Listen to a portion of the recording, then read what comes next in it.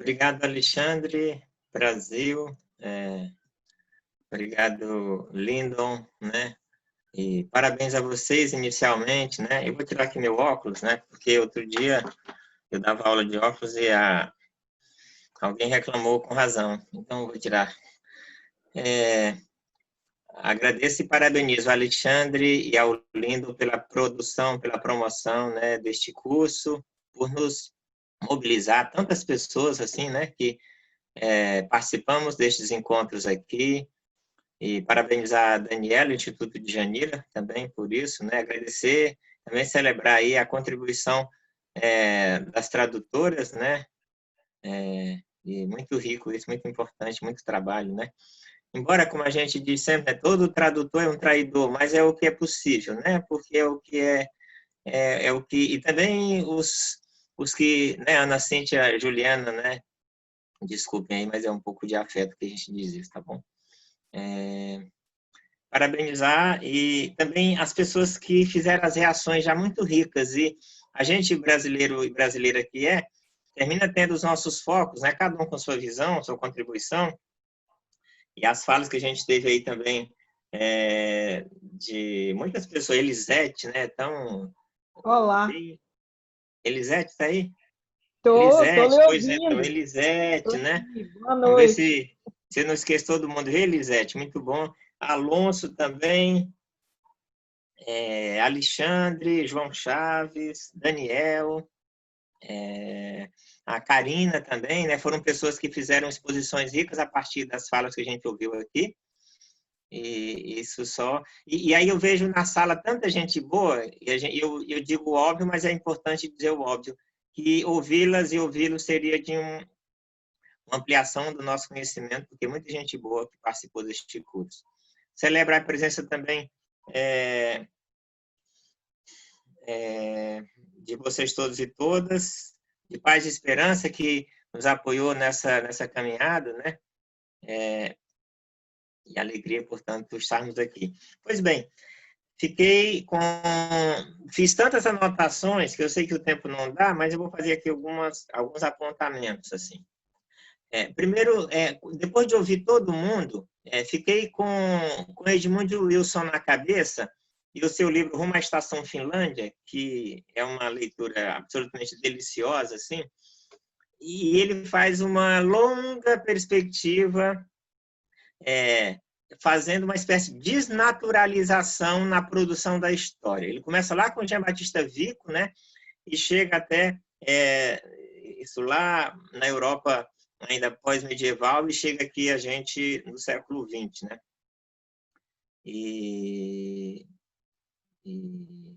Sim, um parênteses aqui, eu queria saudar Alfonso, que está com a gente, ele deu a introdução aí, uma alegria revê-lo aqui, já tivemos um encontro outros aqui, e Alfonso, muito bem-vindo e muita alegria por sua presença entre nós, assim.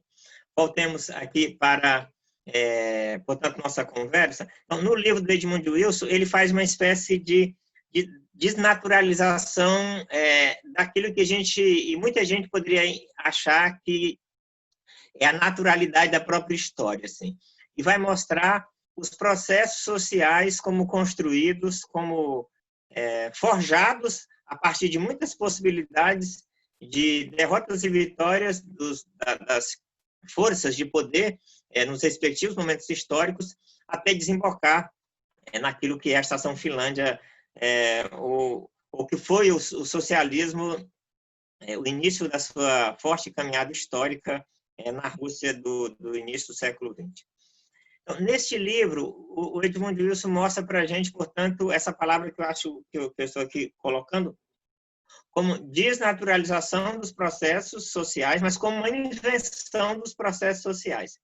E aí me recordo também de Riobaldo, em Grande Sertão Veredas, nossa teologia sistemática talvez melhor que a gente tem no Brasil, e nesse livro ele vai dizer para a gente que tudo existe porque tudo é inventado, né? Diz o Riobaldo lá, tudo existe porque tudo é inventado. E para muitas pessoas, esse curso que a gente teve nessa semana, muitas das pessoas que pudessem participar das nossas comunidades, das nossas vivências, das nossas ambiências, outras pessoas mais, poderiam elas talvez se apropriar, se aperceber dessa dimensão de que a história é inventada, de que o processo social é uma invenção social. Como diz os sociólogos, o pessoal das ciências sociais, a vida social é também um resultado de um longo processo de disputa e de construção social. E olhar para esses processos e compreender como eles se desenvolveram é muito importante para que a gente, todo o tempo, possa perceber que eles, portanto, são inventados, são forjados, são construídos, não são naturais e mais ainda, não é da vontade inexorável de Deus que eles são como sejam. Ele é muito resultado dos processos sociais. Bem, acho que isso é uma coisa para a gente perceber. Uma outra... Aí, passando para aquilo que a gente ouviu, tendo isso como pano de fundo, percebo, por exemplo, aqui vou seguir uma ordem autoritária que eu próprio fiz aqui. Eu acho que a fala da professora Amanda Porterfield, que acho que foi na sexta-feira passada, vocês recordam, ela faz uma abordagem muito rica da relação do cristianismo nascente, já no Império Romano, com o desenvolvimento mercantil e as práticas das primeiras chamadas corporações, das associações econômicas, que já haviam no Império Romano instituições econômicas importantes, e com a crise do próprio Império Romano e o fortalecimento da própria tradição cristã e das igrejas cristãs, melhor dizendo, você vai tendo uma substituição dessas estruturas, instituições econômicas do Império Romano, por agora pessoas cristãs ligadas às igrejas e às próprias igrejas, que vão se colocar como substituto, de certa forma, assumindo esse espaço rico que o Império Romano, portanto, deixa. Naquela compreensão básica de que não há vácuo de poder, não há vácuo de poder econômico também, e se o Império Romano vai ruir, e aquilo que fortemente se desenvolve nesse contexto e ganha a força que ganha, que é a tradição cristã, o que são as igrejas cristãs, melhor dizendo, ela vai, portanto, ser depositária e vai reproduzir com seus mecanismos ideológicos ou da sua própria fé o desenvolvimento desse sistema econômico, desse modelo das corporações econômicas. Então, a professora Amanda fez um grande perfil disso, desde o Império Romano, passou pelo mundo medieval mais fortemente, do mundo moderno, e chegou até os dias atuais, desembocando assim nos Estados Unidos. Então, todos os autores e autoras que apresentaram trabalhos aqui fizeram, portanto, conexões dessas relações econômicas, de corporações econômicas conservadoras e essa forte presença a partir desse país significativo que são os Estados Unidos. Então, fiquei com isso na cabeça que entre a fala da professora Amanda e a fala do professor Axel Schäfer, que a gente teve nessa terça-feira agora que passou, eu fiquei imaginando como uma de Galileia rumo à estação de Dallas, entende? Assim, então, como é que você parte lá do cristianismo primitivo para Dallas ou para, sei lá, para Houston, no Texas?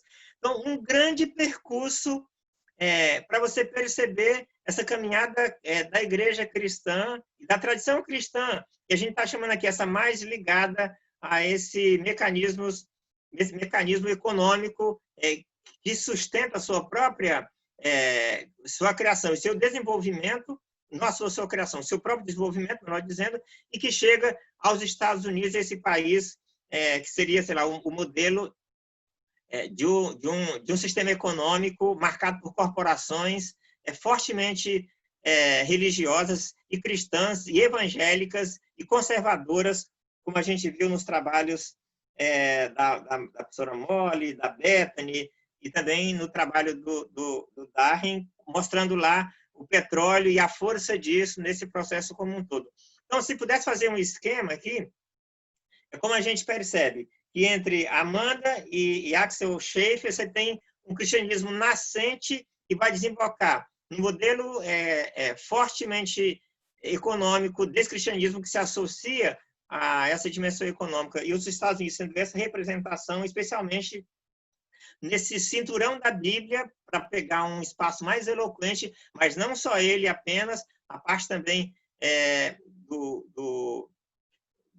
da Califórnia, como foi mencionada, e outros estados mais centrais, de maneira mais geral, o país como um todo. E as grandes ilustrações, tanto de Walmart como da indústria do petróleo, que a gente viu tanto em Mole como em Bethany, e o trabalho também do Darwin, que vai mostrar um pouco, usando essa categoria, ilustrando esse longo percurso entre o Império Romano e entre Dallas, mostrado aí pelo trabalho entre a Amanda e o Axel, com a ilustração rica desses exemplos significativos dos professores Darwin, Mole e Bethany. Bem, com isso, a gente percebe algumas coisas que me chamaram bastante assim, a atenção.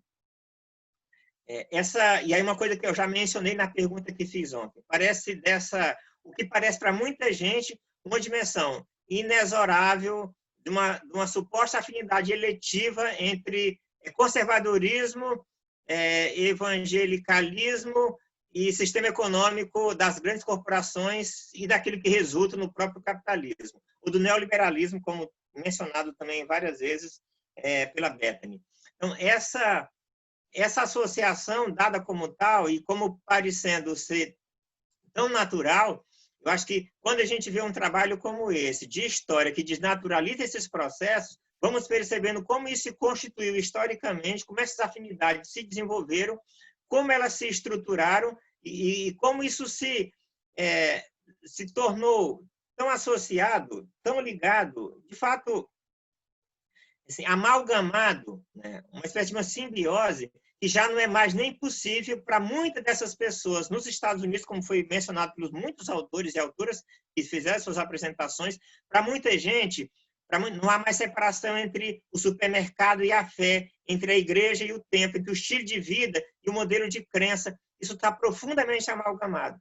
Então, essa simbiose, essa associação, essa afinidade eletiva, assim, ela vai se reproduzindo pelo resto do mundo, como mostrou também o professor Axel Schäfer, como é que se reproduz no pós-guerra, também mostrado pelo Darwin ontem e anteontem, como isso se reproduz fortemente no pós-guerra pela atividade missionária, mas antes do pós-guerra também, da Segunda Guerra Mundial, nas atividades missionárias, nos trabalhos sociais, nas atividades espalhadas pelo mundo todo, desse movimento evangélico missionário conservador em escolas, em seminários, em casas de saúde, na produção de livros, na realização de conferências, tendo como ícone muito importante, mencionado tantas vezes, que é a pessoa do próprio Billy Graham, com esse componente do anticomunismo muito forte no pós-guerra, especialmente, e que vai fazer a associação entre o cristianismo conservador, entre evangélicos conservadores,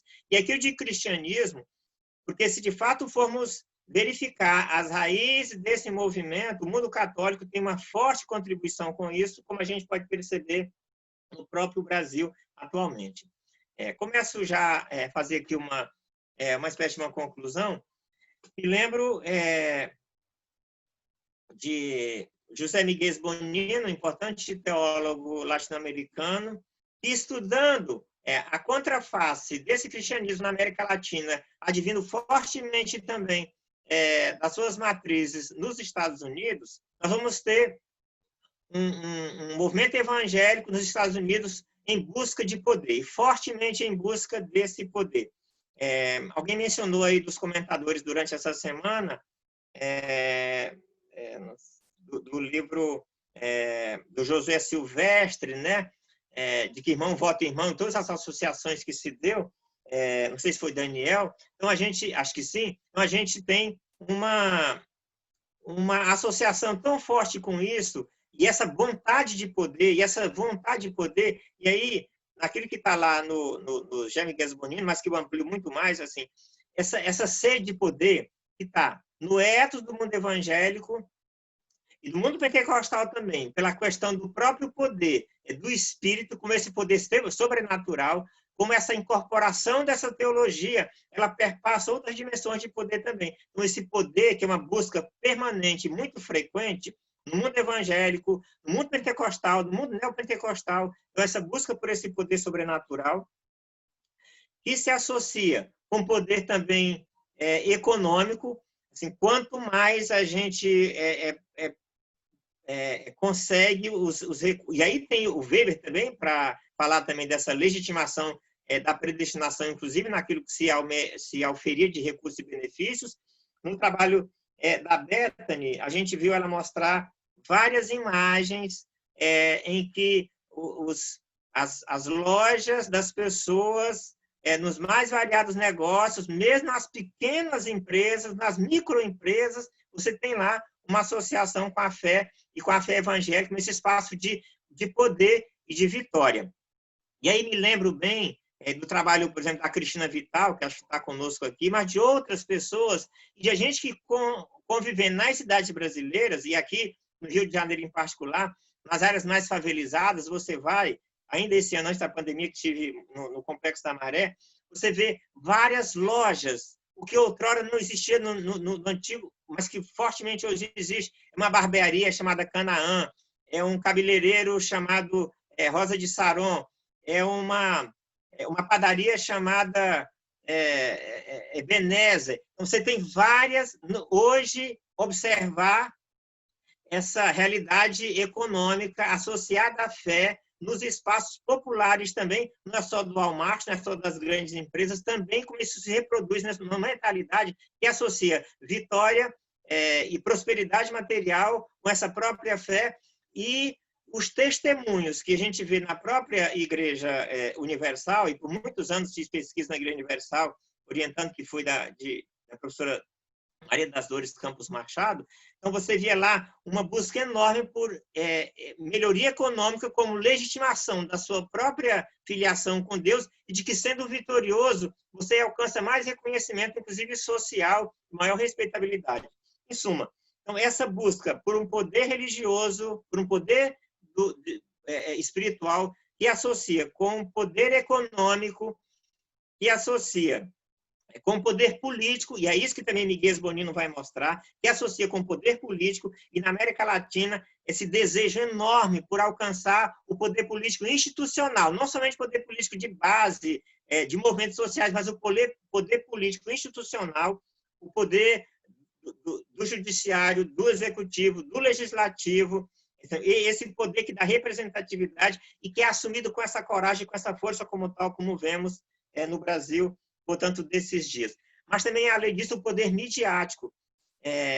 Então, esse poder religioso, esse poder econômico, esse poder político institucional, esse poder midiático, como na palavra do próprio do professor Axel, isso legitima por si só essas pessoas de que elas estão do lado do certo, de que essa religiosidade associada a esses valores lhes faz acreditar de que estão do lado certo e que, por exemplo, para voltar a Billy Graham, quando faz o evento no Maracanã, e ele citou isso muito bem, não é um evento pequeno, singelo, é uma estrutura empresarial, uma estrutura de aparato poderoso que você percebe nas grandes manifestações, não só mais do Billy Graham, mas das grandes igrejas neopentecostais brasileiras, aqui no Rio, no Maracanã, no Ator do Flamengo, na Quinta da Boa Vista, na Praia de Copacabana. Então, essas grandes manifestações como uma demonstração de poder econômico, midiático, político, religioso,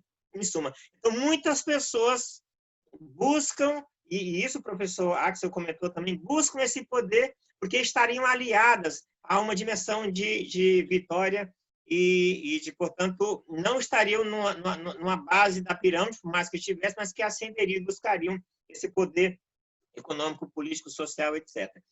Então, o que se percebe hoje em nosso país, com essa presença fortemente evangélica, conservadora nos espaços de poder, e que ela cresce cada vez mais, aí duas questões que acho que eu quero encerrar com isso, é que a teologia da prosperidade e a teologia do domínio, vista mais como ambiente das igrejas neopentecostais, nos Estados Unidos e aqui também, a gente foi percebendo uma associação muito forte também com o grupo da cosmovisão cristã, um pouco mais intelectualizado, como mostrou o professor Darren e outros mais também nessa semana, assim, ligada a uma dimensão acadêmica de enfrentar essa essa sociedade pluralista e de desconstruir essa ideia de negar a própria ciência, de negar o aquecimento global, de negar a crise climática e de fortalecer essas instituições como se, não tendo amparo na Bíblia, essas questões, então não teria, portanto, como serem consideradas. Então, essa associação mais sofisticada dessa cosmovisão cristã, mencionada pelos nossos autores nessa semana, com essa teologia da prosperidade, que parecia haver uma dissociação, inclusive um contraponto, uma crítica entre esses dois grupos encontram no atual governo brasileiro uma conotação, uma composição, uma simbiose impressionante, juntando, portanto, pentecostais, neopentecostais, evangélicos tradicionais, mais ilustrados, donos de universidades importantes, particulares brasileiras, nessa composição que se vê, portanto, nesses dias. Então, essa sede por poder, essa vontade por poder, que perpassa essa trajetória desse cristianismo mais conservador, como vimos nas exposições dessa semana, encontra, portanto, no Brasil também, nesse tempo, nesses dias, uma dimensão eloquente, talvez, daquilo que a gente, mutatis mutandis, aquilo que a gente viu também aí com os professores nesta semana. Eu acho que isso desperta a nossa compreensão de que há muito mais associações, composições nesse ambiente do que a gente pudesse ver. E por mais que o professor Darwin tenha comentado ontem que há muita divisão entre os evangélicos, muita distinção, muita separação, percebemos que quando se trata do poder, as composições ao longo do Império Romano, como a gente viu, do mundo medieval, essa ligação grande com poder econômico, poder político, poder midiático, poder religioso e associado a valores conservadores que essas empresas, tanto pequenas quanto grandes, têm, portanto, demonstrado, fez do cristianismo uma religião que parece que está quase que impossível de ser dissociada dessa dimensão. Eu acho que é importante caminho e trabalho dos pesquisadores nessa sala, dos estudiosos, dos professores, como a gente mostra esse caminho construído, desde a Galileia até Dallas, mostrando historicamente como se constituiu, como se construiu, mas que há outros caminhos periféricos de outros muitos movimentos que podem ser um movimento de reação e de dizer que há uma outra maneira de contar essa história, não só por essa história dos grandes que estão, portanto, aí associados ao poder, mas de outros caminhos que a gente possa buscar e compreender a história que pode partir da Galileia em direção à favela do Alemão, entende? Em outra direção. E acho que é um desafio aí que a história pode ajudar a desconstruir para que a gente não continue naturalizando, nem fazendo essas afinidades eletivas inexoráveis, como a gente viu muito fortemente nessa semana no trabalho muito importante, sofisticado desses professores e com a contribuição dos autores e autoras brasileiras. Era isso, né? Obrigado, Clemir. Muito bom. Passo a palavra para o Lindon e depois a gente abre para o pessoal aí o microfone. Professor Lindon. Ok, boa noite a todos e a todas. Obrigado, Clemir, por ter antecipado uma reflexão consistente, né, e bem abrangente do que foram as falas, né, desde o primeiro dia até ontem, os debates que suscitaram também. E eu quero falar um pouco das minhas impressões, né, como historiador, e fazendo um link com a minha fala no primeiro dia, de pensar de maneira conectada essa história, né? Quer dizer, Brasil, América Latina e Estados Unidos, a partir dessa preocupação teórica, metodológica, de um modo de ver descentrado e também de uma perspectiva decolonial da relação, né, da presença dessa cultura, dessa religião norte-americana em outras partes do mundo, né, Brasil e América Latina. Mas a minha impressão geral, não é, também foi de que a gente teve uma experiência original, privilegiada e também inovadora, que suscitou muitas questões sobre o protestantismo, né? Para a gente que trabalha com pesquisa e mesmo experimenta ou vivencia, né? Como religiosos, a fé reformada no Brasil. Tanto quanto dialogar com a historiografia estadunidense, foi também muito importante conhecer historiadores e historiadoras, né, brasileiros e brasileiras que têm produzido pesquisas sobre os Estados Unidos e nos Estados Unidos e que trouxeram assim uma qualidade de debate, de interlocução, assim que precisa ser reconhecida. Eu acho que isso também foi muito importante e marcante, né, nessa curta trajetória desse curso nosso, né? Talvez, numa próxima experiência, a gente pensar em historiadores e historiadoras de outros países latino-americanos, né, que também poderiam trazer suas leituras e suas perspectivas. Em segundo lugar, eu vejo a impressão que eu também adquiri, que eu tive, né, foi que a gente pôde obter uma visão da historiografia estadunidense. Eu estou falando mais da minha parte, né, que precisava ter essa incursão de compreender melhor a escrita desses historiadores e historiadoras, os enfoques, as abordagens, as metodologias, como que eles usam as fontes, né, como é que a narrativa vai sendo construída, do factual e biográfico para o contextual, e vai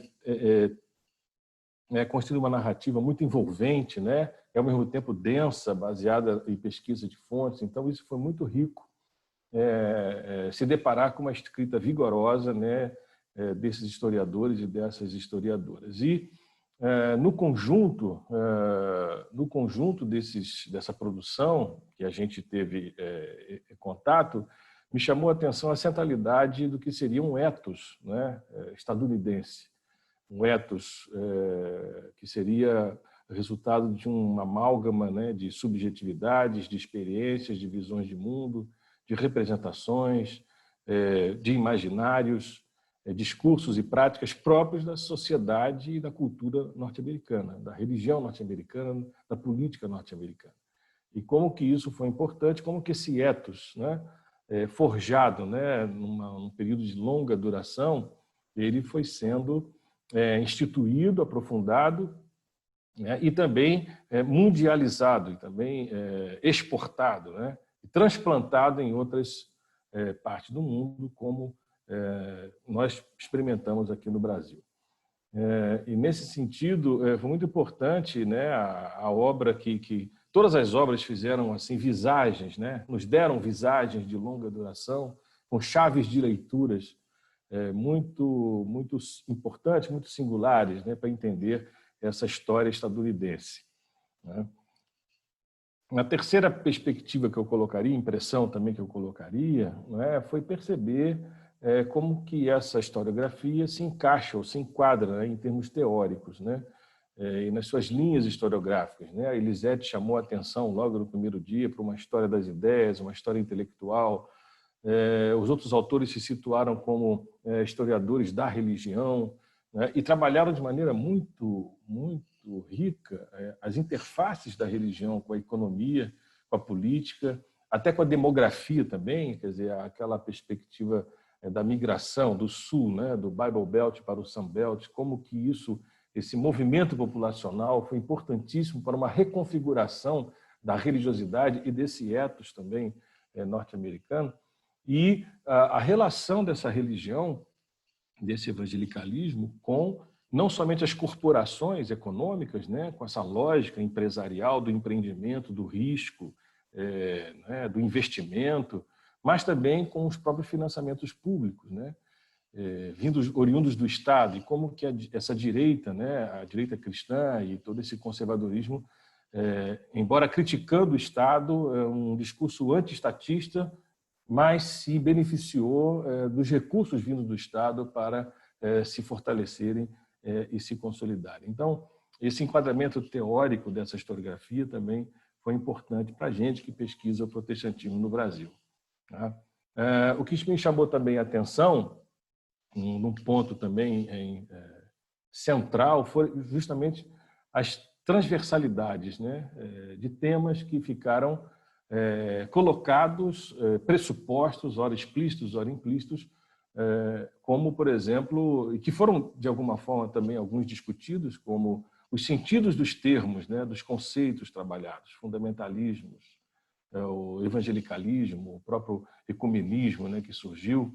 Então, a validade, a eficácia, a utilização desses conceitos foi algo útil para a gente que pesquisa, né, sobre o protestantismo no Brasil.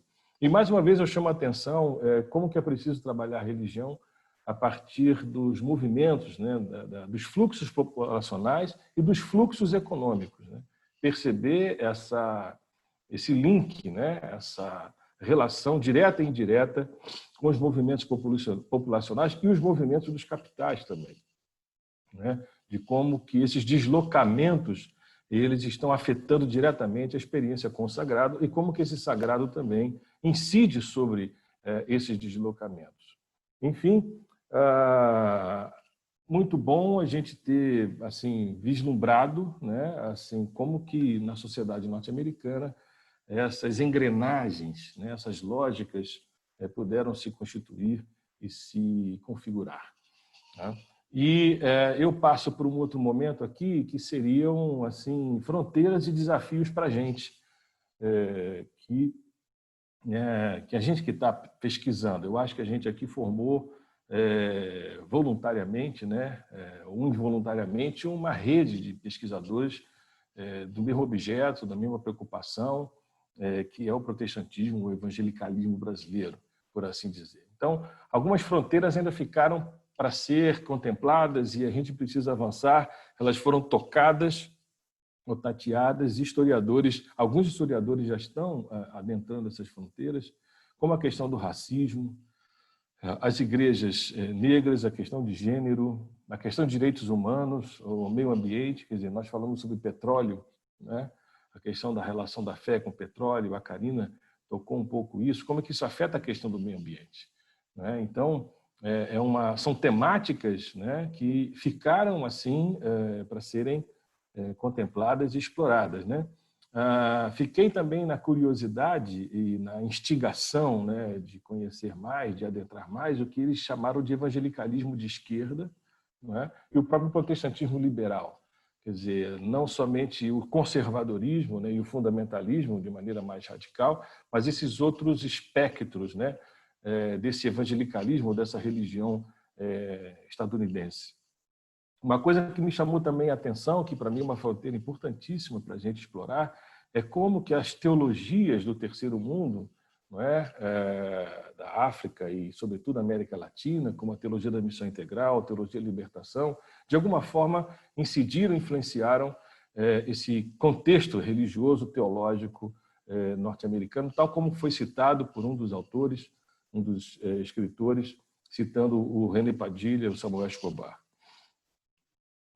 Outro ponto também importante para mim, que é uma pesquisa que que eu estou assim indo atrás, né, no Faro, alguns dos autores colocaram de maneira muito explícita isso, foi justamente como que se constituíram os circuitos, as circularidades, a transferência de recursos, a vinda de instituições, não é? Os fluxos das instituições religiosas, os missionários, juntamente com os fluxos do capital ou dos capitais, que investiram em missões, em agências, editoras, em missionários, em igrejas, que se espalharam pelo mundo. Então, se a gente pudesse fazer um percurso de volta, não é?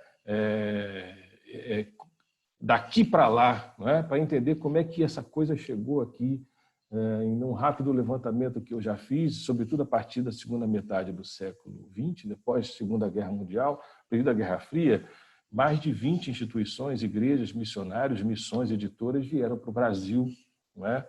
A partir nesse contexto. Então, não é mera coincidência que isso está acontecendo.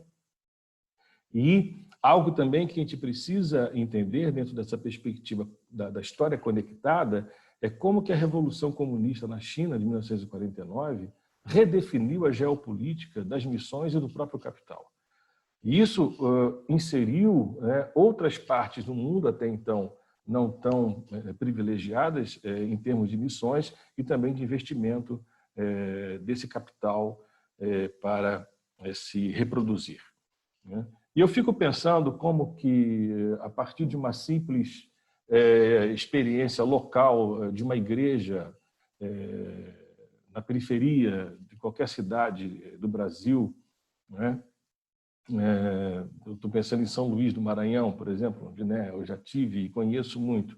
Igrejas que em 20 anos saíram de 50 membros para mais de 5 mil, 6 mil, 7 mil membros, né, e se tornaram, assim, potências eclesiásticas, né? Que fluxos, que circulações, que circularidades estão acontecendo, de trocas, de permutas, de teologias, de literaturas, de modelos litúrgicos, de pregadores, né? E como que isso se imbrica, né, com as singularidades culturais e religiosas desses locais, né? E uma coisa que está acontecendo no processo de longa duração lá nos Estados Unidos, de alguma forma, se transplanta e se reinventa, reapropriado numa periferia, numa cidade aqui no Brasil, né? Uma outra fronteira também que eu chamaria a atenção seria conhecer a narrativa ou as narrativas de uma historiografia que não fosse essa historiografia que a gente teve contato, mas o que poderia ser uma historiografia conservadora, mesmo fundamentalista, que fala dessa mesma história a partir desses seus olhares, não é? De uma naturalização, né? Não como o Clemir colocou, o oposto, né, do que o Clemir problematizou, mas de uma naturalização do tempo, da história, do passado, da memória e dos triunfalismos, né, dessas missões. Enfim, seria algo também interessante para a gente adentrar. E, por fim, eu não sei se meu tempo já esgotou, o Alexandre pode me chamar a atenção, eu encerraria com alguns desafios assim, para a gente, para nós historiadores e historiadoras, pesquisadores, né, e pesquisadoras aqui nesse encontro do Instituto de Janeiro. A gente precisa propor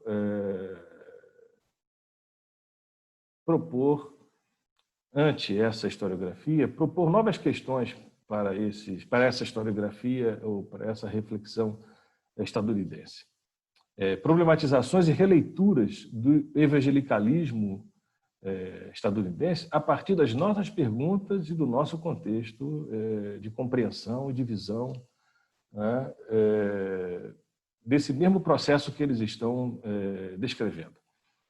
Tem sido muito importante, e é uma fronteira nova para a gente aqui no Brasil, creio que na América Latina também, explorar as fontes nos Estados Unidos sobre o Brasil e a América Latina, né? E eu posso citar, claro, evidentemente, o trabalho do João Chaves, né, que acabou de lançar o livro, né, sobre o racismo na história dos batista brasileira, né? Quer dizer, a partir de fontes que nós não temos aqui, mas lá, nós temos uma leitura de fora para dentro desse protestantismo nosso aqui. Um outro trabalho muito importante também foi o do professor Rogério Veras, sobre o missionário presbiteriano George Butler, final do século XIX, início do século XX, que pesquisou Butler a partir das fontes nos Estados Unidos. Isso trouxe uma nova luz sobre a prática missionária e sobre essa relação Brasil e Estados Unidos. Eu acho que a gente tem nós temos condições de projetar, de trazer para essa historiografia novos problemas e outros olhares a partir do nosso manuseio das fontes e do nosso contexto de produção e do nosso olhar. Outro desafio também, que eu deixo aqui bem aberto, é a partir da experiência desse curso, a gente formar uma rede de pesquisadores e pesquisadoras do protestantismo no Brasil e na América Latina de maneira mais ampla, mais densa, talvez mais organizada. E isso implicaria assim da gente se cruzar, se conhecer, trocar, fazer permutas, né, mais constantes e regulares, por uma rede, aí alguma coisa que tem que se pensar, mas também a gente aproveitar os espaços que já estão criados para a gente desembocar as nossas pesquisas do protestantismo, né? Eu falo aqui como coordenador nacional do GT, História das Religiões e Religiosidades da AMPU, né, que é um espaço assim privilegiado, importante para a gente ocupar, porque a historiografia do protestantismo no Brasil precisa ter uma outra visibilidade no campo historiográfico brasileiro, que ela é invisível, quase invisível ainda, embora ela já esteja apresentando um vigor também, uma densidade já há coisa de 20 anos, mas ainda não é reconhecida, não é vista, né, de maneira mais plena.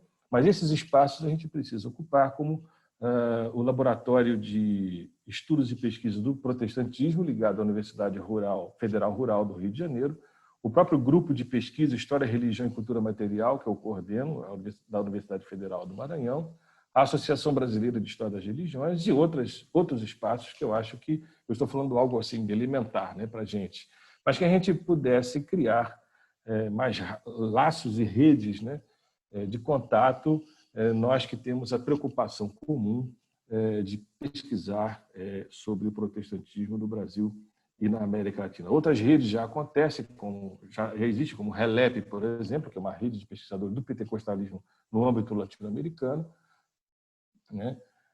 Mas eu acho que a gente tem que dar alguns passos assim para consolidar mais essa nossa trajetória. Eu penso que esse curso foi uma convergência, né, oportuna, né, numa linguagem teológica seria um kairos, né, uma convergência oportuna da gente se ver, se encontrar e coincidir interesses comuns de pesquisa do protestantismo em diálogo com essa historiografia norte-americana que trouxe um cardápio, né, um leque muito vasto de possibilidades da gente pesquisar. Muito obrigado. Obrigado, Lyndon. Então, a dinâmica das próximos 30 minutos, aí, 40 no máximo, é a gente abrir um pouco o microfone para as pessoas fazerem intervenções, comentários, elogios, críticas. Né? Está aberto.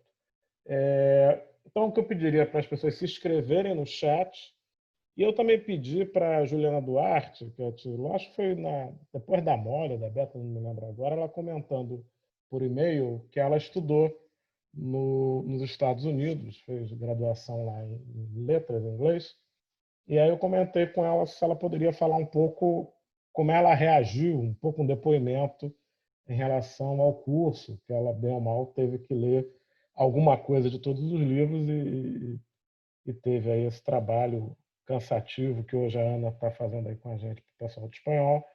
E, enfim, eu pedi para a Juliana falar um pouco das impressões que ela teve participando do curso. Então, queria pedir para o pessoal que quiser fazer comentário, se inscrever no chat e abrir a palavra para a Juliana falar aí um pouco.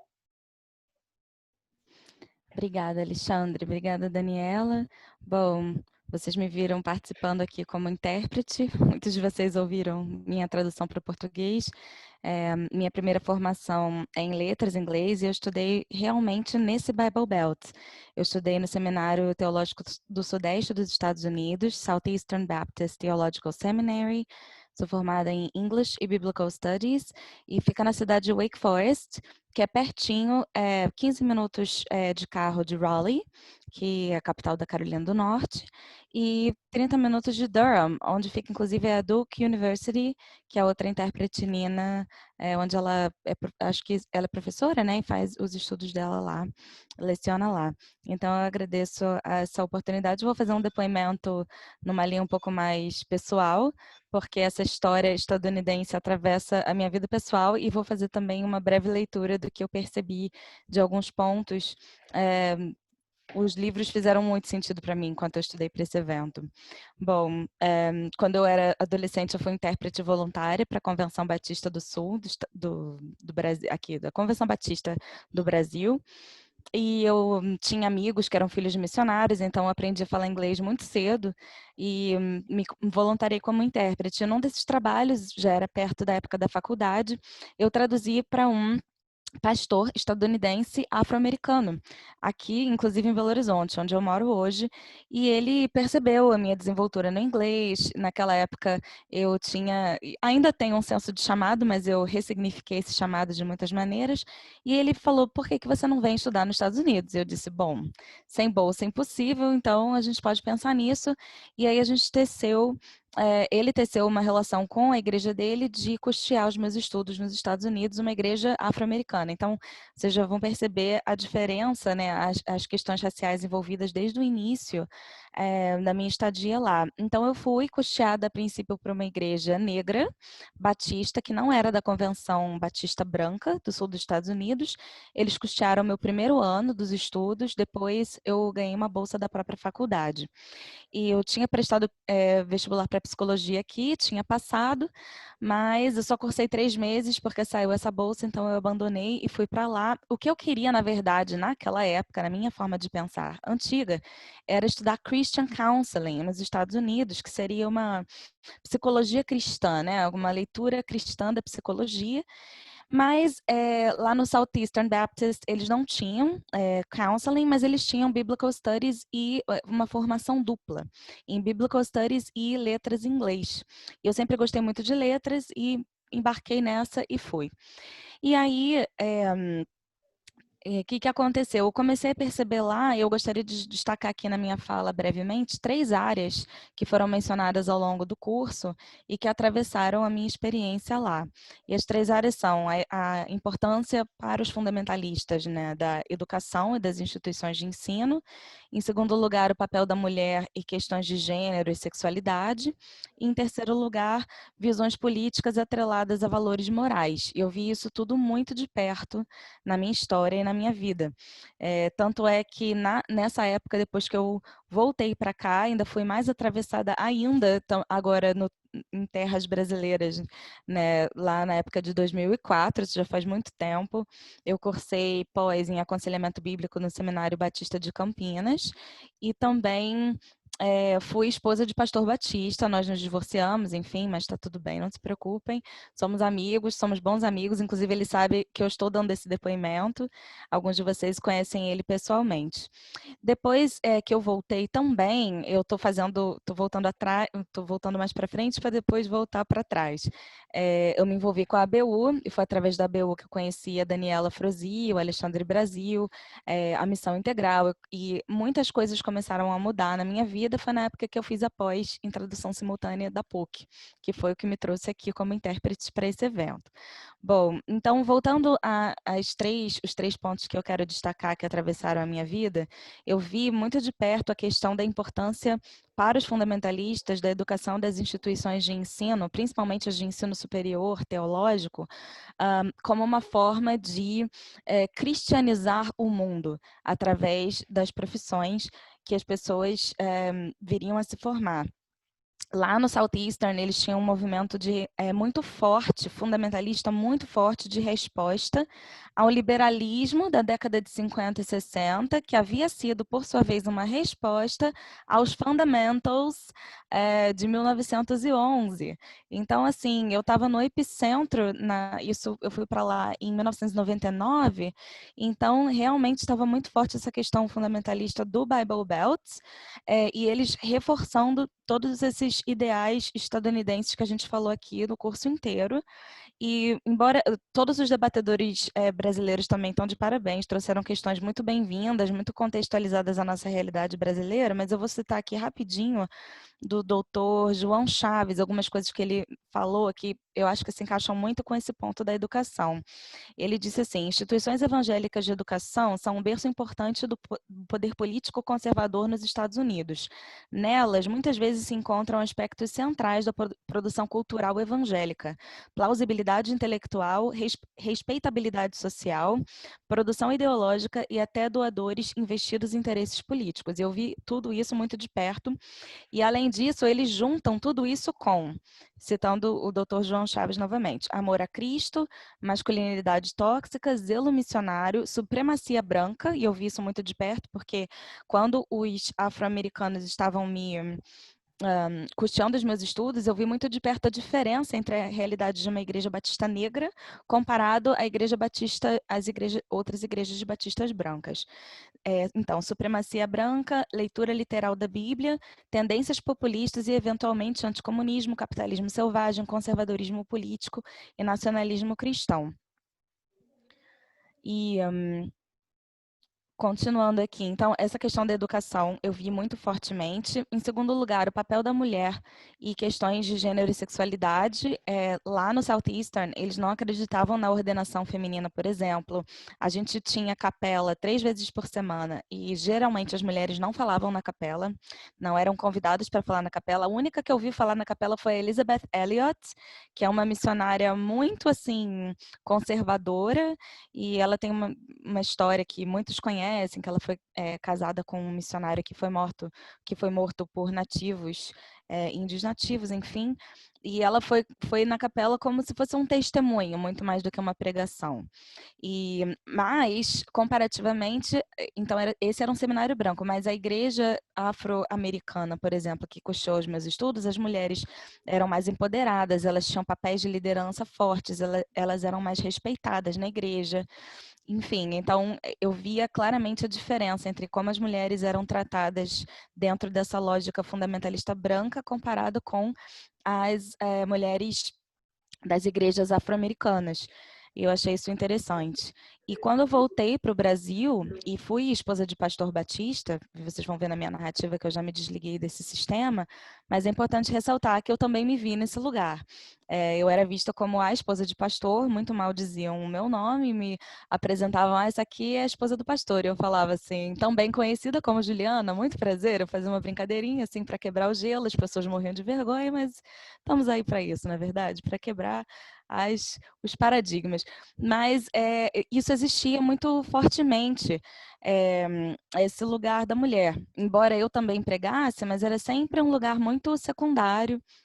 Enfim, então, uma outra questão que me chamou a atenção na época dos meus estudos no Southeastern foi que 2 mulheres do seminário tiveram um caso entre elas nem chegaram a se assumir como namoradas, nada disso, mas virou fofoca, as pessoas ficaram sabendo, isso chegou nos ouvidos do reitor, elas tiveram que confessar esse pecado e elas foram expulsas do seminário. E essas eram pessoas que eram minhas amigas, eu nem sabia que elas tinham essa orientação sexual, talvez elas mesmas nem sabiam, e elas acabaram tendo esse caso, e aquilo me chamou muita atenção, porque eu vi o sofrimento dessas pessoas de perto. Uma delas foi levada para uma instituição uma espécie quase que de cura gay, ela foi, a outra acho que foi considerada como vítima, então ela foi só afastada e depois retornou.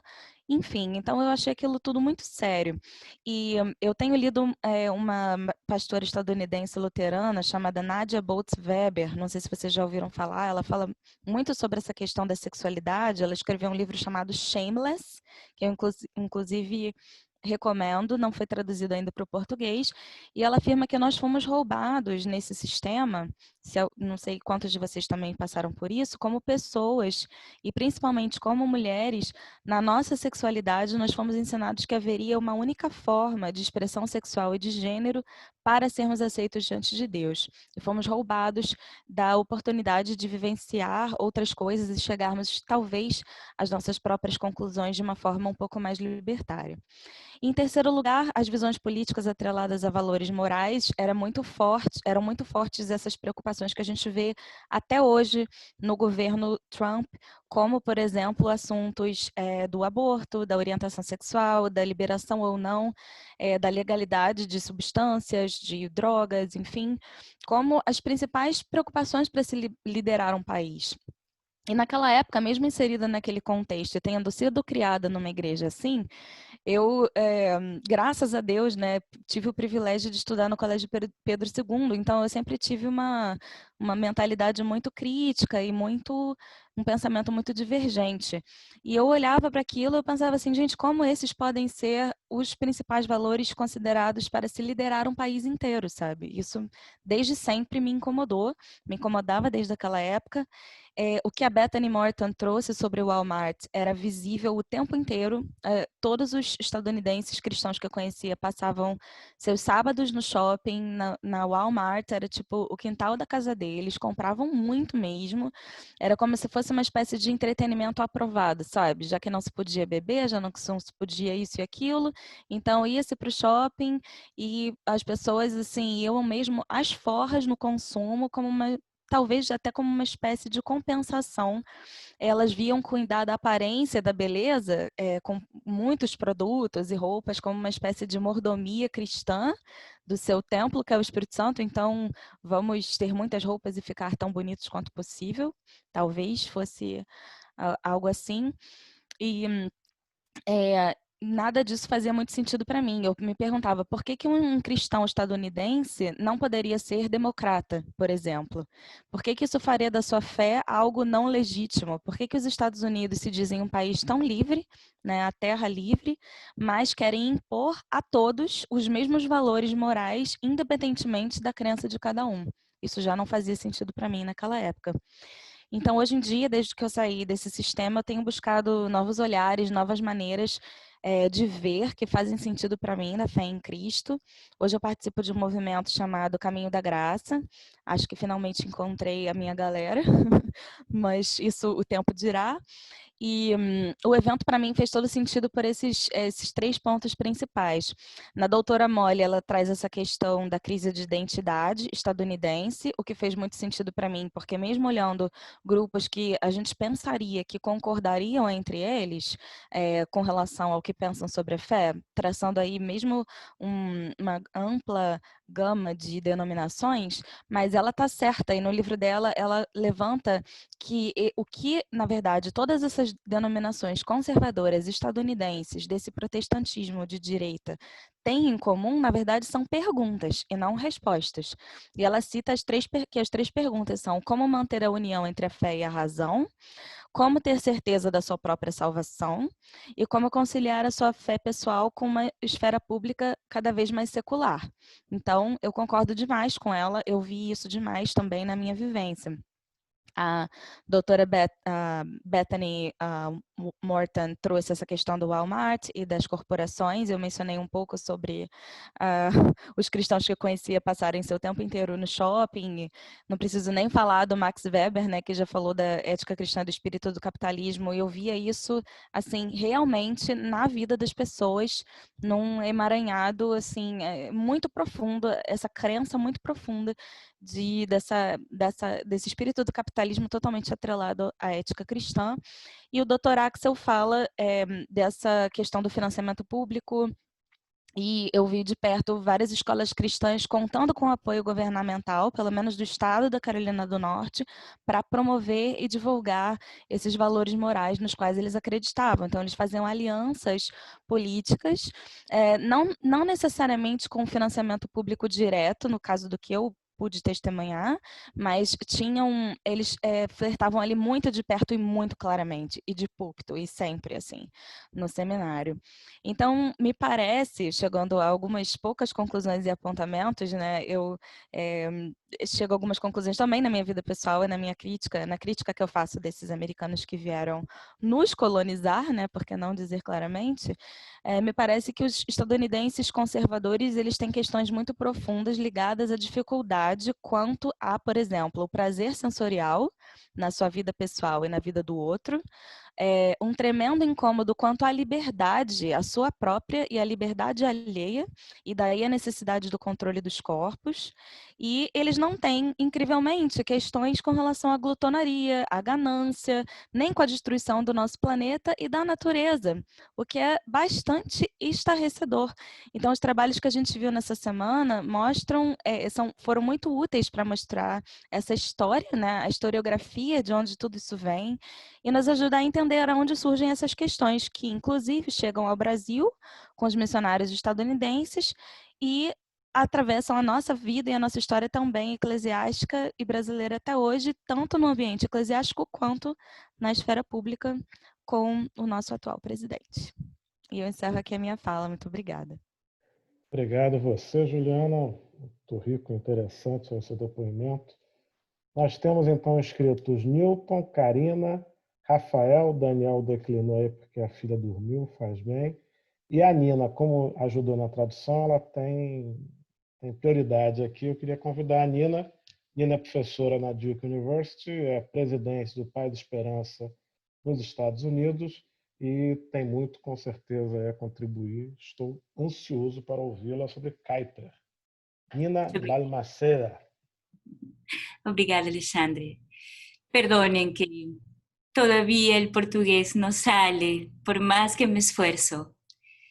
Pero en primer lugar agradecerles la oportunidad de compartir con todos ustedes y felicitar la iniciativa que han tenido. Realmente ha sido un gusto muy grande acompañarles estas noches y aprender junto a ustedes y escuchar los comentarios, por supuesto, de los expositores y expositoras, pero sobre todo las preguntas y las reflexiones de los hermanos y hermanas brasileros. Yo quería compartirles que la noche de la presentación de Molly Burton, yo me quedé con las ganas de hacerle una pregunta a ella porque a mí me pareció el tratamiento de la figura de Kuyper, del ministro holandés Kuyper, ministro no en religión, sino ministro como ministro de Estado. Yo le encontré una presentación un poco injusta. No he leído su libro, así que obviamente difiero a la profesora cuando hay alguna oportunidad de compartir con ella, preguntarle más.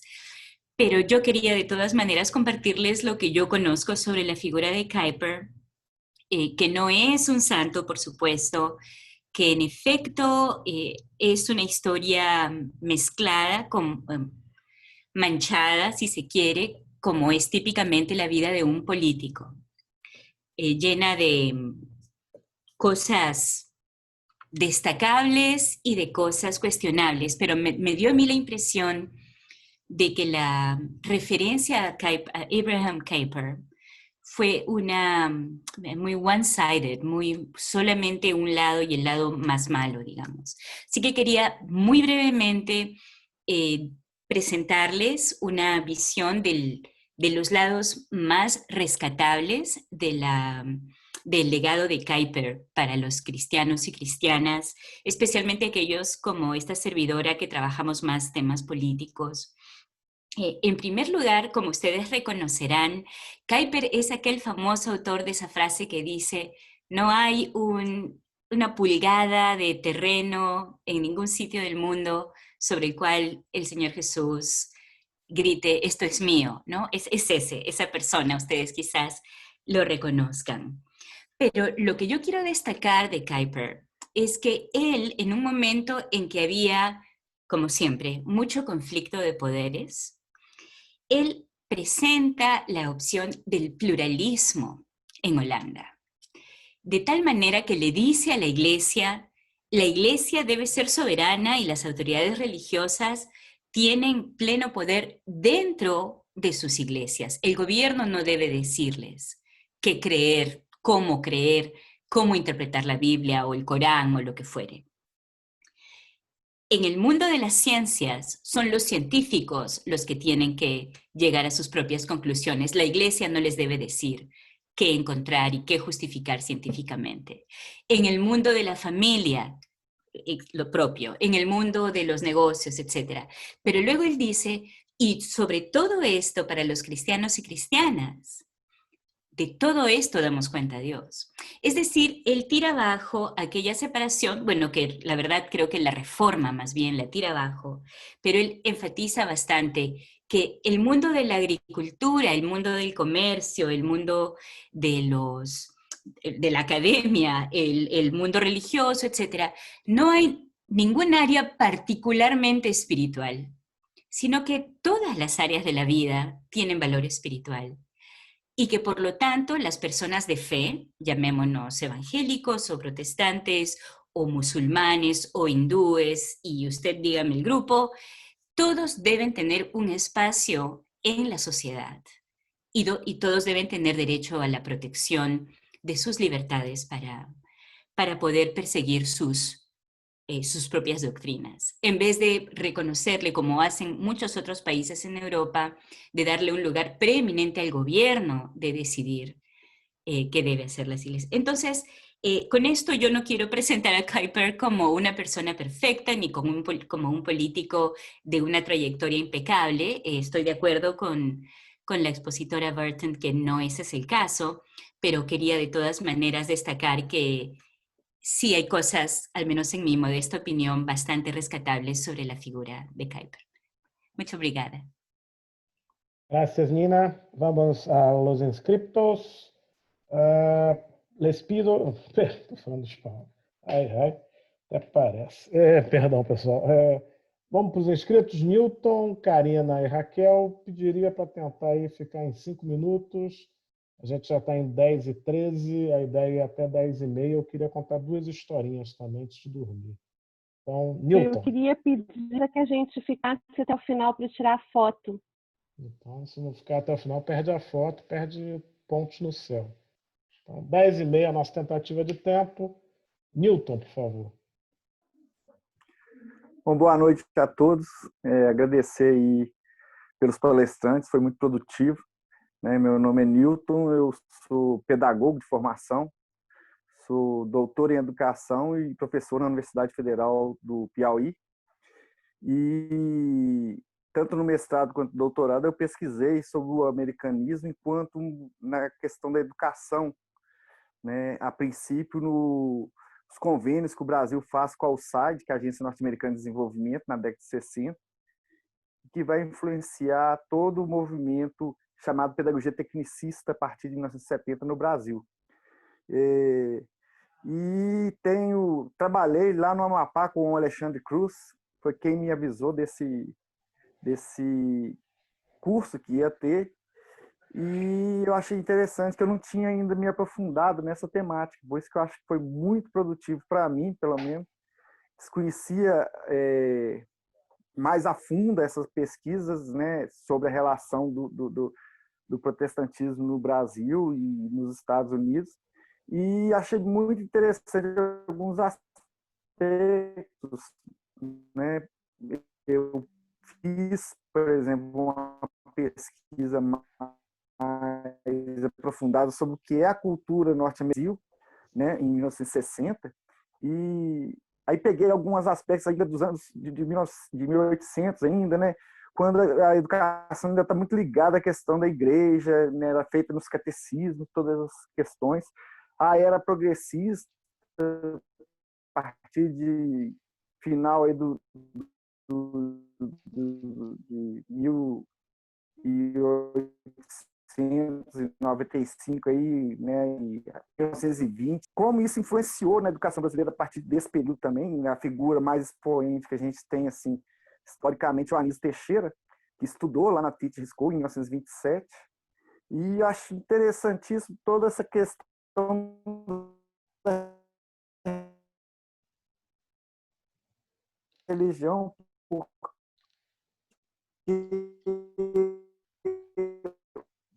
um dos grandes problemas, só para ter progressista, 30 anos, você tem uma resistência enorme nos ciclos brasileiros de educação, principalmente no âmbito secundário, justamente por causa da educação norte-americana, de uma educação laica, e isso, para os defensores da educação mais tradicional no Brasil, da cultura mais tradicional, fundamentalmente católico, viam nessa questão do laicismo da educação que vinha nas propostas progressistas desses americanistas aí no Brasil como uma ameaça, inclusive, à nossa cultura. E como que isso, de certa forma, hoje já está, os próprios, muitos vindo dessa influência norte-americana do protestantismo, defendendo justamente o não laicismo, tanto do Estado quanto da educação. E como que a gente lidar com essa questão que fica atravessada no nosso meio e na nossa história o tempo todo. E aí agradecer muito, todas as palestras, as discussões, que eu acho que foi muito produtivo para mim. Está começando aí acho que um novo ponto para mim me aprofundar mais nessa questão da cultura norte-americana, e só tenho a agradecer a vocês e a todos aí. Obrigado, muito Newton. Obrigado. Boa noite, muito obrigado. Karina. Opa! Então eu gostaria também de agradecer pela oportunidade de participar do curso, e assim, eu gostaria muito de continuar participando dessa rede, essas questões que o Lyndon levantou, parte delas eu tenho trazido comigo faz algum tempo. Eu estava contando para vocês antes da gente entrar ontem, né? Eu morei no Texas 6 meses fazendo o doutorado de sanduíche e lendo o livro dele, que fala muito não fala só do Texas, mas fala muito do Texas, né? Eu pude entender algumas coisas que eu tinha visto lá, né? Não tão de forma tão aprofundada quanto a Juliana falou, porque eu não fiquei na parte. Eu fui estudar religião e mídia, protestantismo e mídia, mas eu não sou protestante, eu não tenho religião. Mas eu pude observar muita coisa, né? Então, assim, a gente que está lá percebe, né? Mesmo assim, você estava imersa nessa cultura. Eu não estava tão imersa assim, mas eu viver no Texas, enfim, é viver no Bible Belt, né? Mesmo vivendo em Austin, né? Que é uma cidade muito alternativa em relação ao restante do Texas, mas enfim. Quando eu cheguei no Brasil em 2006, eu lembro que uma das primeiras coisas que eu vi foi um programa em que o garotinho estava falando contra o aborto, estava falando pelos valores familiares, que eram coisas que eu tinha acabado de ler lá, referentes à direita cristã dos anos 70, pesquisando lá nos arquivos que continham a revista Christianity Today, que continham outras revistas evangélicas. Então, eu falei, ué, mas eu estava ouvindo, sabe quando você ouve ecos, né, de outras épocas no presente e aquilo só começou a aumentar de um tempo para cá. E eu acho legal porque, assim, eu rascunhei várias vezes e falei muito sobre a questão de gênero e religião, referente a essas guerras culturais, as questões dos valores familiares. E eu lembro assim, eu sempre falo dessas questões em algumas palestras, em alguns debates, mas eu escrevi muito pouco sobre isso, né? Porque, principalmente dos últimos 5 anos para cá, eu tenho rascunhado, mas eu nunca tenho publicado, porque eu falo assim, não, eu preciso de mais coisa para comparar o Brasil e os Estados Unidos, eu preciso de mais coisa, porque eu quero entender esse contexto que está se formando, né? Porque são discursos em vários momentos muito parecidos, apesar de muitas vezes estarem separados por décadas, né? Você perceber que no contexto americano certas coisas estão sendo faladas há 40, 50 anos. E eu acho que esse curso, né, para resumir a minha fala, esse curso e essa rede, se ela continuar, espero que continue, e eu me coloco à disposição de participar, porque me reacendeu uma vontade de retomar essas discussões, porque eu estou trabalhando religião, mídia e saúde, né? No caso adventista, numa outra questão, você falou em glutonia, Juliana. Uma coisa interessante é que eu acabei de escrever um artigo sobre a questão da obesidade entre os adventistas que aparecem nas revistas, né? Que há uma condenação muito grande da obesidade, né? Mas, enfim, os adventistas são um outro caso, mas não é um caso muito diferente, né, do protestantismo americano no geral. Mas existe, assim, essa questão do controle do corpo, né? Então, assim, eu acho que dessas fronteiras que o Lyndon falou, a fronteira do gênero, do corpo, da sexualidade, da saúde, isso pode ser ligado também ao meio ambiente, que foi uma coisa que me saltou muito no livro do Darren ontem. Então, eu acho que são coisas para serem exploradas. Eu agradeço pelo convite, porque me reacendeu a vontade de trabalhar com isso de novo, né? Que era uma coisa que estava lá reservadinha, muito rascunhada, muito estava em stand-by, né? E é isso, gente, é uma maravilha. Espero que a gente continue. Agradeço, Daniela, por essa oportunidade, né? Eu não conheci o Instituto de Anira e muito prazer, maravilha, adorei, né? E também achei muito o lugar né? Como ontem eu escrevi lá na lista, né? Uma tribo aí, né? Uma tribo muito legal, gente, muito bacana. Então, valeu. Obrigado, Karina. Newton não, desculpe, Rafael. Eu já falo. Rafael. Boa noite. Boa noite. Boa noite a todos. Gostaria de agradecer muito pelo curso, que foi incrível, os autores, os professores, tanto estrangeiros quanto brasileiros, as intérpretes estavam maravilhosas. Parabéns, Juliana, parabéns também às tradutoras do espanhol, enfim. Eu gostaria de fazer um comentário, vou tentar ser bem breve. Enfim, eu trabalho com história dos Estados Unidos, não tanto quanto sou historiador, sou mestrando também pela PUC-Rio, trabalho com a história dos Estados Unidos e faço parte do grupo de estudo dos Estados Unidos no Brasil.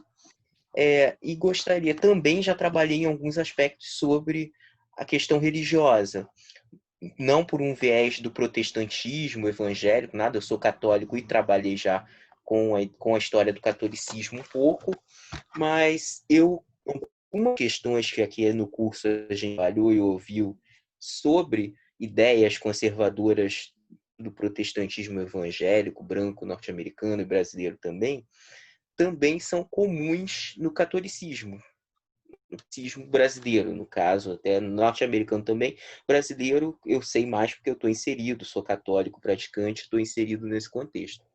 E eu gostaria de fazer, uma percepção minha, até pelas falas aqui, eu também consegui sim perceber isso, e percebo na minha prática religiosa, no meu convívio religioso dentro da igreja católica também, a questão da reprodução social, da necessidade de reprodução social, tanto para essas pessoas conservadoras e essas instituições, como motivo de muito desse discurso conservador, pró-capitalista, supremacista branco, supremacista cristão, tudo mais. Então, eu inclusive estou tentando publicar um ensaio, mas ainda não saiu, enfim, falando sobre isso, sobre essa realidade na Igreja Católica.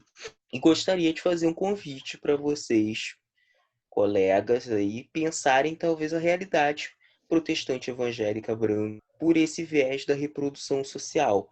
Tanto uma reprodução social que inspira, que pegue aí a necessidade de reprodução social empresarial, como reprodução social do trabalho, como reprodução social também dos padrões de gênero e sexualidade, como uma forma também de reprodução social das próprias instituições conservadoras. Então, gostaria aí de deixar esse convite aí para os nossos aqui.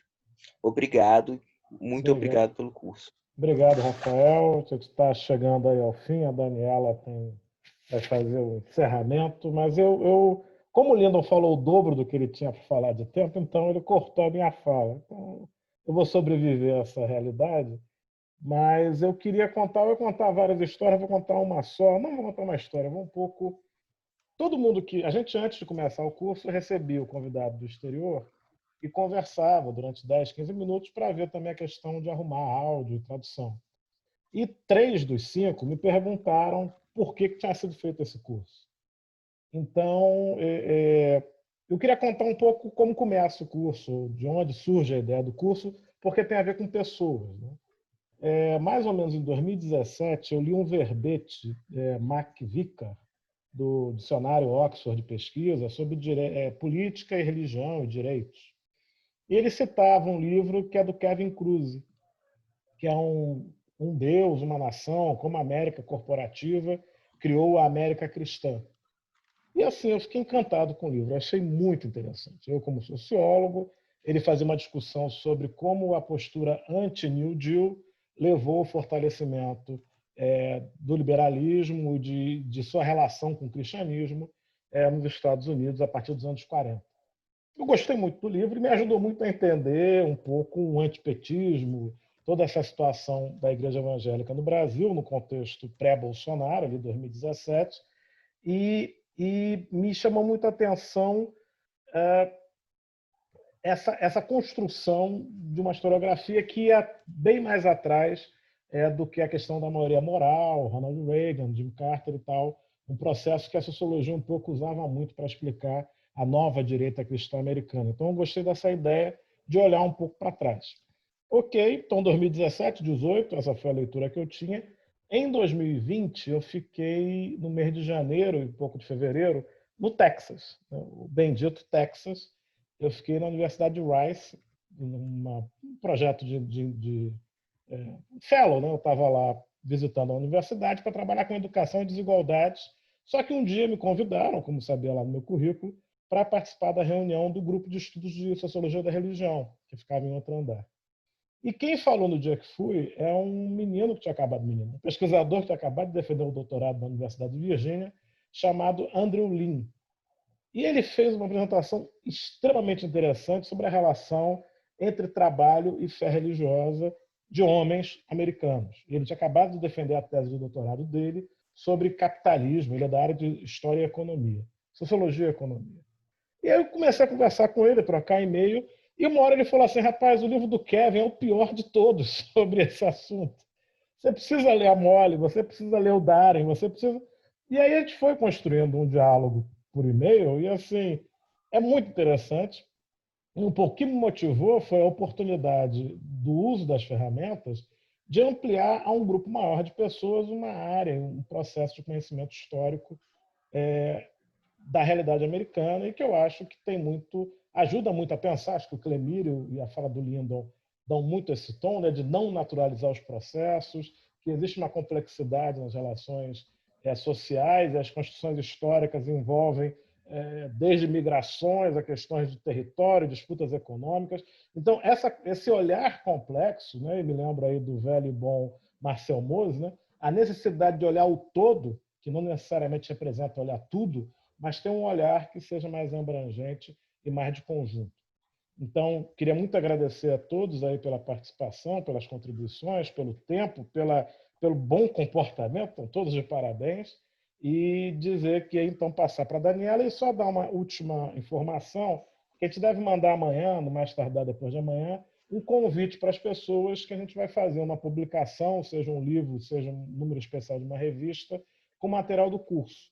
Então, a ideia que a gente teve conversando com o Lindon é da gente fazer uma chamada, um editalzinho, mas em 15 dias pedir para as pessoas enviarem um resumo, quem quiser contribuir com algum texto, para a gente ver, se tiver muitos textos, tem que fazer alguma seleção, e depois, em um mês, até meados, final de setembro, enviar o texto para a gente fazer ou um livro ou um número especial de alguma revista. Então, a ideia é um pouco de reunir esse material e publicá-lo ainda esse ano, a esperança é essa. Enfim, muito obrigado Clemir, Juliana, Nina e os outros que fizeram comentários.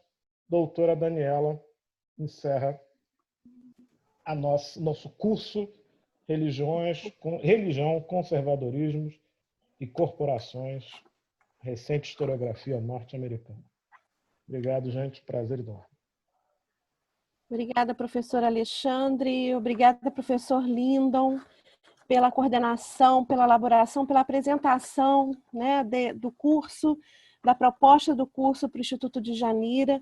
E eu quero dizer que a nossa avaliação é que esse curso foi um sucesso completo, né, na experiência de Janira até aqui. Nós iniciamos essa experiência de aulas remotas em função da pandemia. Nossos cursos costumam ser presenciais aqui no Rio de Janeiro, e em função da pandemia a gente começou a experimentar essa ferramenta, né? E para a gente foi muito, muito surpreendente também a resposta, né, que tivemos desse curso em relação ao conteúdo, né, tanto ao conteúdo como a reação a esse conteúdo.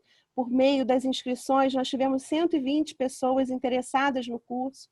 Né, ao longo do tempo, algumas pessoas foram desistindo, então ficaram em torno de 90, 85 pessoas, né? Oferecemos bolsas também, mas muitas pessoas contribuíram, né, com a inscrição, e com isso também demonstra a força que esse tema traz no compromisso também de quem está participando, de querer colaborar, de querer estar incidindo de alguma forma para viabilizar a sustentabilidade de um evento como esse, que é um evento caro, né? Um evento que envolve intérprete em 3 línguas, passiva e não passiva. Então, de fato, se não fosse o envolvimento e engajamento de cada um de vocês, esse curso não teria sido possível, né? E eu quero agradecer também aos participantes por isso. Eu tinha feito uma anotação aqui de encerramento de conteúdo de 3 páginas. Não vou fazer isso com vocês, mas eu vou querer ressaltar que a historiografia do conservadorismo americano me trouxe uma série de questões boas para pesquisa dentro do Djanira, porque nós trabalhamos com a segurança alimentar e nutricional, nós trabalhamos com a soberania alimentar, portanto, trabalhamos com os desfechos da agricultura e de toda esse emaranhado que envolve as corporações, né? Principalmente as corporações relacionadas à alimentação, que basicamente são as corporações maiores hoje no mundo, que são as americanas, que envolvem também a indústria farmacêutica, né? Então, esse curso foi extremamente importante também para os nossos pesquisadores que estão aqui, né? Aquelas pessoas que estão fazendo pesquisa junto com a gente, para poder entender e elucidar o quanto que a memória da história americana relacionada à religião e às corporações impactam também nas relações sistêmicas que nós temos sobre o processo de conquista, domínio, poder, né? E todas essas relações envolvem aí também essa perspectiva religiosa dominante, e que nem sempre está para colaborar, né? Porque se perdeu pelo caminho, pelo que a gente entende aí, inicia-se numa perspectiva de corpo, de colaboração, de uma perspectiva em que a economia iria viabilizar as comunidades e as sociedades, mas em um determinado momento isso se converte em poder político, se converte em poder de alguma forma não ético, né? E se perde nessa perspectiva também histórica, né? Nesse processo, e esse corpo fica disfuncional, ele perde, né, a função social das corporações, né? Então, onde está a função social que as corporações foram criadas de alguma forma, pelo que eu entendi, aí no século XIX, XX e mais recentemente. Então, como que a agricultura se insere nisso, como o poder da agricultura se insere nisso? Hoje o Brasil, ele basicamente é um país agrícola, né? O PIB brasileiro é sustentado pela agricultura, assim como os Estados Unidos. Nós não somos o primeiro produtor de alimentos, como é os Estados Unidos, mas nós somos o 5º, né, produtor do mundo de alimentos. Então tem aí um lugar que nos interessa muito entender a relação. E eu agradeço profundamente a realização desse curso e estou interessada em colaborar com essa rede que fica, com essa rede que se fortalece, e o que a gente puder fazer em termos de organização, de estruturação, a gente vai estar colaborando, viu, Lyndon, nesse processo. Eu quero dizer também que nós temos uma parceria com uma faculdade chamada Faculdade Teológica Sul-Americana. É uma faculdade que fica em Londrina, no Paraná, e basicamente é uma faculdade, eu chamaria de resistência, porque prioriza os estudos da teologia da missão integral.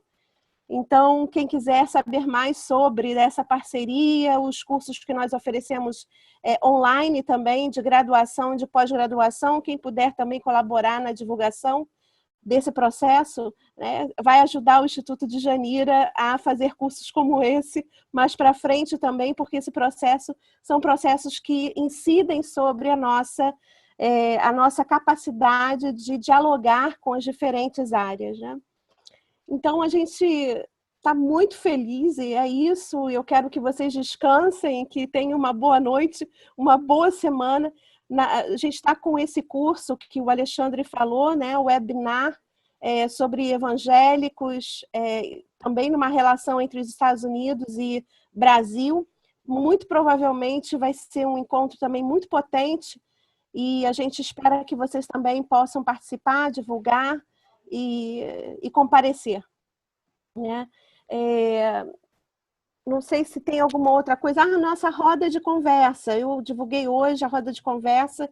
Vai ser dia 7, agora, na próxima semana. A roda de conversa é um evento gratuito. A gente vai estar trazendo um palestrante da Universidade de Vermont, e que analisa a perspectiva do capital pela lógica psicoanalítica, do desejo. Então, seria bem interessante também a participação de vocês, a divulgação, enfim, o envolvimento. Quem gostou, né, a gente sempre pede, comenta nas redes, comenta entre os seus amigos, espalhe a boa notícia, né, a boa notícia de que há um espaço em que a gente pode fazer perguntas, que a gente pode ser tratado com respeito.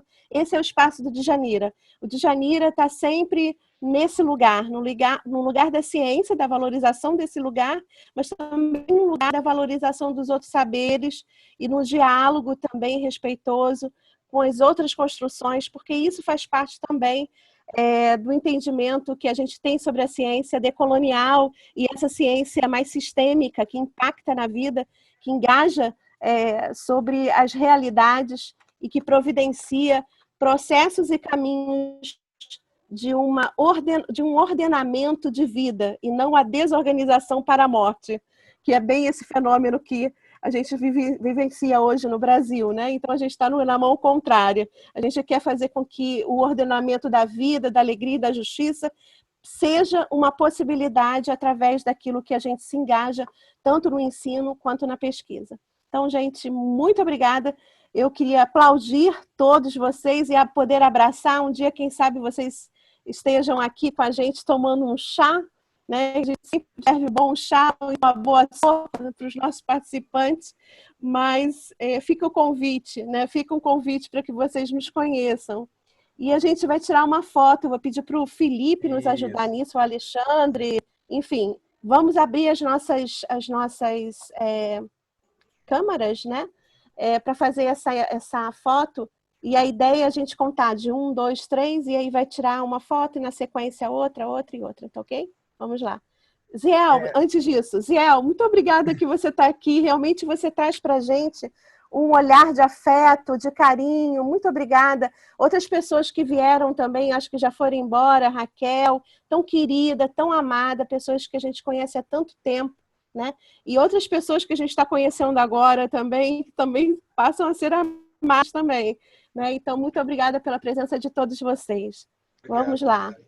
Só reforçar, desculpa aí, Daniela, o TOD, sexta-feira que vem, às 7h, quem sugeriu esse nome, indicou, foi o Elter Nemias, alguns aqui devem conhecê-lo. Ele é fundador do FALE e hoje é diplomata na carreira brasileira.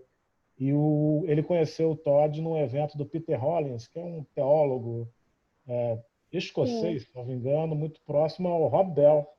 E ele, comentando comigo sobre o Todd, falava que é muito interessante a abordagem que ele faz do capitalismo. Quem gosta muito do Todd é o Zizek. Então, essa coisa de juntar análise social com psicanálise é uma abordagem interessante e muito enriquecedora para pensar a situação atual.